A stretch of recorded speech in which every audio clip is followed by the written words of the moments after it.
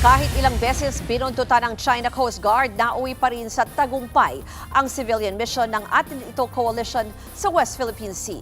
Sinabuhay nila ang pag-asa sa isla ng Pag-asa sa dala nilang mga tulong sa mga mangingisda roon. Mula po sa Kalayaan sa Palawan, narito ang Express Report ni Mobile Journal Arles de los Santos. Malapiasta ang kasiyahan sa Pag-asa. Sabado ng gabi kasi, tagumpay nang nakarating ang unang civilian mission ng Atin Ito Coalition sa isa sa 9 na teritoryong hawak ng Pilipinas sa Kalayaan Group of Islands. Dala nila ang donasyong bigas, school supplies at gasolina sa mga mangingisda ng Isla Pag-asa. Meron ding medical mission kasama ang volunteer doctors. Malaking tulong sa gitna ng krisis sa langis at patuloy na nararanasang pangharas mula sa mga barko ng China. Hindi na kami makapangisla doon kasi papunta pa lang kami doon ay binablock na nila kami.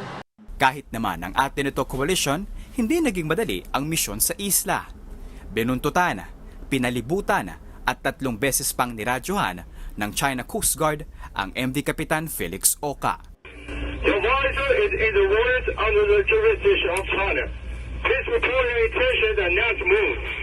Pero hindi nito napigilan ang ating barko. May nag-jet ski sa Pag-asa Island. Sa pangunguna ito ni Akbayan Party List Representative Dada Kiram Ismula. Ayon kay Congresswoman Ismula, dahil taga Mindanao ang unang nangako ng jet ski ride sa West Philippine Sea, taga Mindanao na rin ang gagawa nito. Kung matatandaan, nangako si dating Pangulong Rodrigo Duterte na mag-jet ski sa West Philippine Sea pero hindi niya ito nagawa. Nagpapahiwatig po tayo at nagpapadala ng mensahe sa kanila na ang West Philippine Sea ay tunay ng atin. At dapat ay malaya po tayong nakakapunta dito.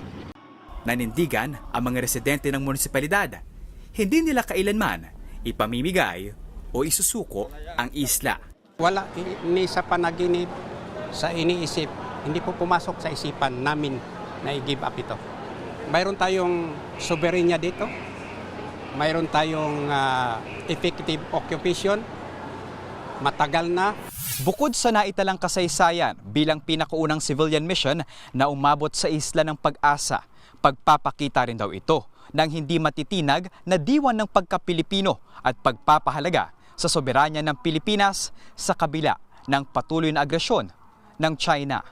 Mga kapatid, mula rito sa Municipality of Kalayaan sa Isla ng Pag-asa, Mobile Journal Arles de los Santos, News 5. Mga kapatid, Ruth Cabalpo, para sa mabilis na pasada ng mga balitang dapat niyong malaman, mag-follow at mag-subscribe sa social media pages ng News 5.